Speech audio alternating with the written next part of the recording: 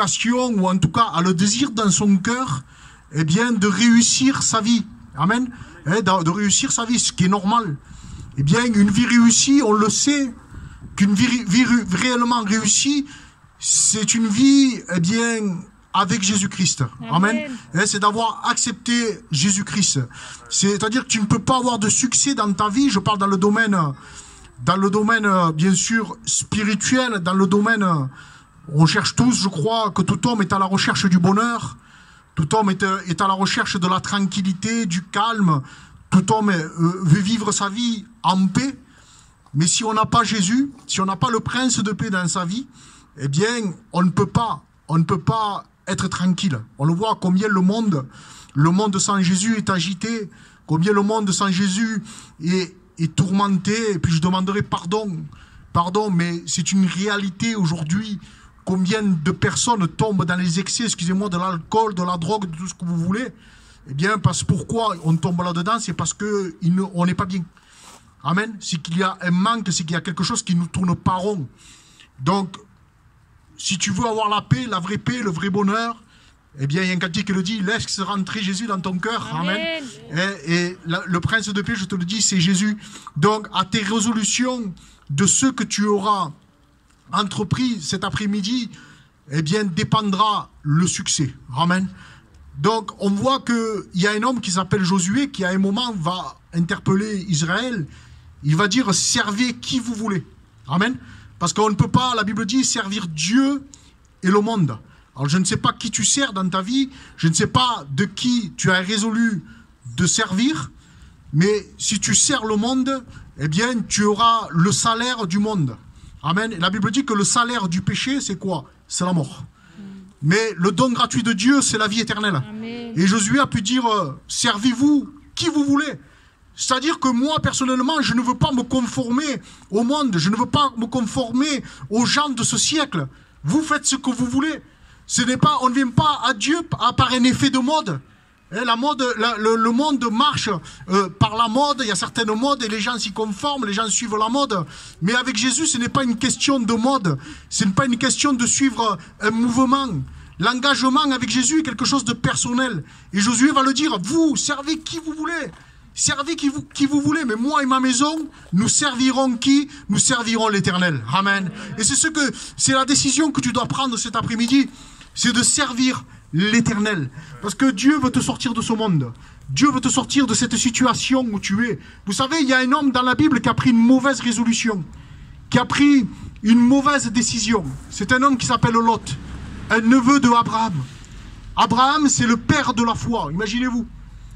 L'homme de Dieu que c'était, le père de la foi. Il y a un moment, parce que les bergers d'Abraham et les bergers de Lot vont se quereller parce qu'il n'y a pas assez de place pour leurs troupeaux, il n'y a pas assez de place pour toute la richesse qu'ils ont. Ils ne peuvent pas faire paître les brebis, ils ne peuvent pas abreuver les brebis parce qu'ils sont trop. À un moment, Lot, qui est le neveu d'Abraham, Lot, qui est le neveu du père de la foi, va prendre une mauvaise décision. La Bible dit qu'ils vont se séparer. Et se séparer de la foi, c'est tomber dans le monde. Lorsqu'on abandonne la foi, il n'y a rien de plus terrible. Et cet homme qui est Lot n'a même pas essayé de s'arranger avec son oncle. Lui, il a pris la décision de se séparer. C'était comme ça. Il n'a pas cherché à peut-être à réparer certaines choses, à dire, attends, mon oncle, peut-être je vais renoncer à certaines de mes richesses pour pouvoir te suivre, parce que je ne veux pas te suivre. Et la vie avec Dieu pour suivre Jésus, eh bien on l'a vu, c'est une question de résolution. Mais des fois, il y a des résolutions qui doivent se prendre chaque jour. C'est-à-dire que chaque jour, on doit renoncer à certaines choses pour suivre le Seigneur. Lui, il n'a pas voulu renoncer. Il a voulu prendre un autre chemin. Et quand on prend un autre chemin que Jésus-Christ, on va où? À la perdition, malheureusement. Donc, il est là, Lot, il va convoiter. Parce que, vous savez, le regard, malheureusement, c'est la première chose. On commence par convoiter, puis après, on se laisse séduire, et malheureusement, après, on tombe. Et lui, il va convoiter. Il va convoiter la plaine, il va convoiter la vallée. Il va être comme séduit, il va dire, mais moi, je vais prendre ce chemin-là. Je vais aller dans cette vallée. Mais malheureusement, dans cette vallée, il y avait les villes du péché qui sont Sodome et Gomorrhe. Et lui, il va être séduit par ça. il va choisir ça alors que son oncle, lui, va prendre peut-être un chemin un peu plus difficile, Abraham. Et puis il va y avoir séparation. Si peut-être il y a séparation entre toi et Dieu. Mais ce que Dieu veut faire, c'est par son sang, eh bien, te rapprocher de lui cet après-midi. Il veut te rapprocher de lui. Il veut que tu demeures en lui. Et on sait que Lot, avec sa compagne, ses filles, va demeurer dans cette ville du péché. Et puis Abraham, qui lui est un homme sage, qui se tient dans sa tente, c'est synonyme de la prière. C'est un peu le symbole de la consécration, un homme sage, un homme qui garde sa maison, un homme qui veille sur ce qu'il a, un homme qui est à l'écoute de Dieu, qui va là où Dieu lui dit d'aller, parce que même à un moment, il lui dit à Abraham, ben, quitte ta patrie. C'est dur. Quel renoncement. Mais il avait pris la résolution de suivre son Dieu. Et il va lui dire, mais abandonne ta patrie, quitte ta patrie, et va là où je te dirai. Amen. Et cet homme qui a pris la résolution de suivre Dieu a été un homme comblé. Un homme béni, mais l'autre qui a abandonné va prendre une mauvaise résolution. Et sa mauvaise résolution va le conduire à quoi? Dans cette ville du péché où il va s'installer. La Bible même dit qu'il siège, eh bien, aux portes de la ville. Et les portes de la ville, c'est là où il y a, eh bien, tout le trafic, tout ce que vous voulez, où il y a les autres autorités de cette ville. C'est-à-dire qu'il avait pris racine dans ça. Il avait pris racine dans la ville du péché. Il voyait tout ce qui se passait. Je ne veux pas rentrer dans les détails. Ce sont des abominations. Et ça le choquait même plus. Eh bien, quand le péché te choque même plus. Quand l'abomination te choque même plus. Excuse-moi. Quand la souillure, ça te choque même plus. Quand la désobéissance, ça te choque même plus. Eh bien, il est temps que tu fasses la paix avec Dieu. Écoutez, ça doit nous choquer. Écoutez, le péché doit, excusez-moi, nous dégoûter. Je le dis avec mes mots. Ça doit nous dégoûter, ça doit nous répugner, le péché. Eh bien, si demain, malheureusement, je ne sais pas par quoi tu passes, mais si même le péché, la souillure, ça te choque même plus, tu as vivement besoin de venir à Dieu.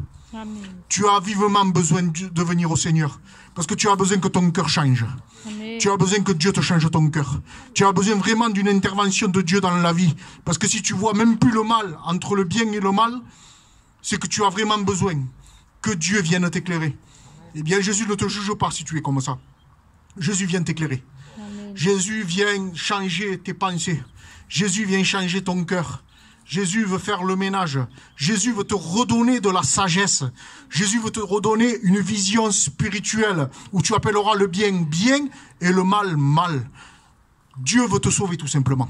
Amen. Et on voit que cet homme qui est Abraham, qui se tient sous sa tente, cet homme qui veille sur ce que Dieu lui a dit, cet homme qui obéit à la voix de Dieu, cet homme qui suit le chemin que Dieu lui dit d'aller, cet homme qui s'accroche à la promesse que Dieu lui a fait d'une nouvelle terre, d'une terre promise, eh bien, il va, à un moment, 2 anges, 3 anges vont venir, il va y avoir une conversation, hein, il y a l'ange de l'Éternel et deux anges qui vont venir, il va y avoir une conversation avec cet homme Abraham.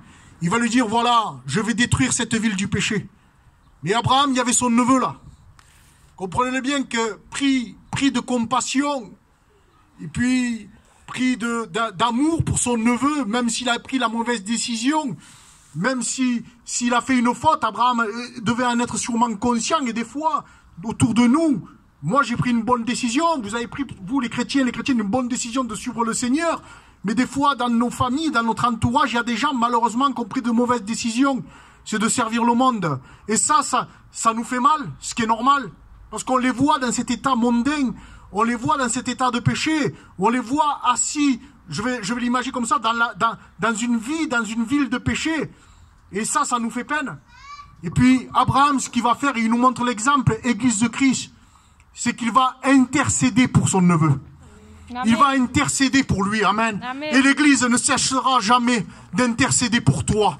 Parce que Jésus t'aime, mais l'Église t'aime aussi. Amen. Et nous voulons intercéder. Nous voulons annoncer la parole à seule fin que tu sois épargné du jugement qui va tomber sur cette terre. Que tu sois épargné de ce que l'éternité peut te réserver. Parce qu'une éternité, il y a l'éternité aussi qui est loin de Jésus. Et c'est sérieux. C'est très sérieux. Vous savez, il y a le bien, il y a le mal, mais il y a aussi l'enfer. Et la Bible nous dit arrachez-les du feu. C'est pour ça que nous nous employons, nous, Église de Christ, eh bien, de t'apporter cette bonne nouvelle. Amen. Nous employons par nos efforts, Église de Christ, d'intercéder pour toi, Amen. De t'annoncer l'évangile. Oh, pas pour t'embêter, peut-être même pas pour te faire passer un moment, c'est pas ça. Mais c'est pour que tu sortes de cet état de péché. Amen. Et que tu viennes à la vérité, que tu viennes à la vie. Amen. Amen. Donc Abraham va intercéder. S'il y aurait 50 justes, épargnerais-tu la ville? Il y a un dialogue comme ça. Dis juste, épargnerais-tu la ville? Et Jésus va lui dire, oui, s'il y en aurait seulement 10, mais réellement, des justes, il n'y en a pas. La Bible dit que nous sommes tous nés pécheurs et privés de la gloire de Dieu. Comme je l'ai dit dimanche, on n'est pas sauvé par mérite. On ne mérite rien. Mais je sais ce que je sais, c'est que Dieu, dans son amour, eh bien, il a envoyé son Fils, il a donné son Fils unique, à seule fin que tu sois sauvé. Mais il faut que tu crois en lui. Il faut que tu saisisses la main tendue. Et Dieu va répondre à l'intercession, aux supplications, à la demande d'Abraham. La Bible dit qu'il va envoyer 2 anges dans la ville. 2 anges. 2 anges qui vont rentrer dans cette ville, qui vont demeurer dans la maison de Lot. Et puis, ils vont bien sûr avertir Lot de ce qui devait arriver. Mais Lot, malheureusement, était vraiment dans un tel état d'aveuglement qu'il a fallu qu'à un moment, les 2 anges, eh bien, les saisissent. Lui et sa famille les saisissent pour les faire sortir de la Bible. Et c'est ce que Dieu veut faire. Excuse-moi de dire ça, je ne méprise rien. Mais il y a plus que 2 anges ici. Il y a la personne de Jésus-Christ. Amen. La personne de Jésus-Christ qui s'est déplacée et qui veut te saisir par sa main puissante, par son bras puissant et t'arracher de cette vie de péché, à seule fin que tu vives dans la sainteté. Amen. C'est ce que Dieu veut faire. C'est ce que Jésus veut faire. Vous savez, Lot, tellement qu'il était tombé bas, et excusez-moi, même ses gendres, eh bien, ne l'ont pas pris au sérieux. Quand il disait, venez, Dieu va détruire la ville, il faut sortir. Et tellement son témoignage était tombé bas que même ses gendres ne l'ont pas pris au sérieux. Mais dans sa grâce, Dieu, les anges vont saisir Lot, vont saisir sa compagne, vont saisir ses 2 filles. Et la Bible nous dit qu'ils vont sortir. Ils vont sortir. Et Dieu, là, eh bien, après ça, va détruire cette ville. Écoute-moi, ne t'attache pas à cette terre. Cette terre est réservée pour le feu. Cette terre, elle est réservée pour le feu. C'est pour ça, attache-toi aux choses d'en haut. Ne t'amasse pas des trésors sur la terre, mais amasse-toi des trésors dans le ciel. Gloire Amen. Amasse-toi des trésors dans le ciel. L'avenir, l'éternité pour toi, c'est le ciel. C'est le ciel. C'est ce que Dieu veut te faire comprendre. C'est ce que Jésus veut te comprendre. Il veut te saisir. Il veut te saisir, te sortir de ce monde du péché. Alors arrête. Arrête de regarder en arrière. Arrête de regarder au monde. Arrête de regarder, excuse-moi, la souillure. Arrête de regarder au péché. Vous savez, la femme de Lot a fait une erreur. C'est que pendant qu'ils étaient en chemin, eh bien, elle a regardé en arrière. Et la Bible nous dit qu'elle a été changée en statue de sel. Donc, ce que Dieu veut t'avertir, c'est que tu arrêtes de regarder en arrière maintenant. Mais regarde en avant. Amen. Regarde à Jésus. Relève la tête et regarde à lui. Arrête de regarder au péché. Arrête d'être séduite ou d'être séduit par le péché. Arrête d'être, d'avoir cette tentation de vouloir retourner au péché. Si tu es dans cet état, c'est que tu as besoin d'une délivrance. Si tu es tant attaché à ce péché. Et je voudrais pas être maladroit. C'est vraiment, excusez-moi, c'est Dieu qui me pousse à le dire. Moi, je connais pas les cœurs, je connais pas les vies. Mais si tu es tant attaché à la souillure, c'est que tu as besoin de délivrance. Par tes propres forces, tu n'y arrives pas. Tu n'y arriveras pas. Te sortir juste d'une petite situation pour retourner au péché, ça ne marchera pas. Ce que Dieu veut, c'est te délivrer réellement. Amen. Ce que Dieu veut, c'est t'affranchir. Parce que la Bible dit, si vous êtes affranchi, vous serez réellement libre. Et ce que Dieu veut, c'est réellement que tu sois affranchi pour être réellement libre.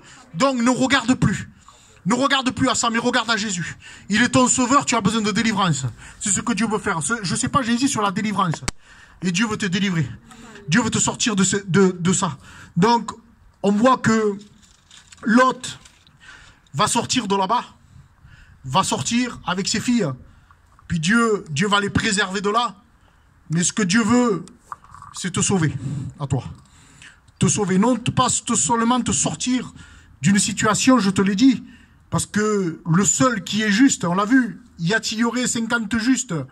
Il va tomber jusqu'à 10, il y aurait 10 justes. Je vous l'ai dit, il n'y en a pas de juste. Le seul qui est juste, c'est Jésus. Et une femme, c'est la femme de Pilate, a été tourmentée en songe au sujet de Jésus. Et elle est allée voir son mari, qui est Pilate, qui était chargé de juger, hein, qui était un empereur romain. Il lui a dit, mais attention, et retiens ça. Amen, j'aimerais qu'on fasse attention à ce que je dis là. Qu'il n'y ait rien entre toi et ce juste. Amen. Qu'il n'y ait rien entre toi et ce juste. C'est-à-dire qu'elle a appelé Jésus le juste. Eh bien, je te dis cet après-midi, qu'il n'y ait rien entre toi et lui. Mais au contraire, réconcilie-toi avec lui. Réconcilie-toi avec lui. Parce que bien souvent, on aurait tendance à se plaindre de nos états, de nos vies. Mais c'est bien souvent, je ne parle pas des circonstances de la vie, ça c'est différent, chrétienne. Vous avez beau être un bon chrétien, ce que vous voulez, il y a des circonstances qui ne nous épargnent pas. La Bible dit qu'il pleut sur le juste comme celui qui ne l'est pas. Ça c'est différent. Mais des fois, il y a des conséquences de mauvaises résolutions, des conséquences de mauvaises décisions. Et là, on paye les conséquences. Un brigand sur la croix a pu dire, mais lui, pour nous, ce qui nous arrive, c'est justice. C'est normal ce qui nous arrive. C'était des brigands, c'était des bandits, des brigands, peut-être des tueurs, je ne sais pas ce qu'ils avaient fait. Pour nous, eh bien, c'est normal, notre situation, pour nous, elle est normale, mais pour lui, pour cet innocent, en parlant de Jésus. Donc, ne te sens pas persécuté, ne te sens pas, comment dire, que ce qui t'arrive des fois, c'est injuste, mais bien souvent, les conséquences, ce sont les conséquences de ton péché. Et je ne suis pas là pour te juger, je ne suis pas là pour te condamner, Jésus n'est pas là pour te juger, n'est pas là pour te condamner, mais ce que Dieu veut, je te l'ai dit, c'est te délivrer, te sortir de ton péché. Si tu es la main tendue de Dieu, c'est le bras tendu de l'Éternel, c'est la main puissante de Dieu qui veut agir dans ta vie. Mais voilà, il faut que tu le veuilles. On l'a lu tout à l'heure, Josué a dit, moi, servez qui vous voulez. Il y a une décision, il y a une résolution qui a été prise par Josué. Mais moi et ma maison, eh bien, nous servirons l'Éternel. Amen. Et moi, je veux le dire cet après-midi, mais moi, je l'ai déjà dit quand je me suis converti. À un moment, j'ai pris une décision. Je ne me suis pas conformé à ce que faisait le voisin. Je ne me suis pas conformé au monde, parce qu'à un moment, j'ai été fatigué du monde. J'en pouvais plus de ce monde. J'en pouvais plus de l'hypocrisie de ce monde. Eh bien, je suis venu à la vérité. Je suis venu à Jésus. Et puis, à un moment, avec ma compagne, puis il y a eu ma décision personnelle, avec ma compagne, on a pris la décision, on a dit, eh bien, moi et ma maison, eh bien, nous servirons l'Éternel.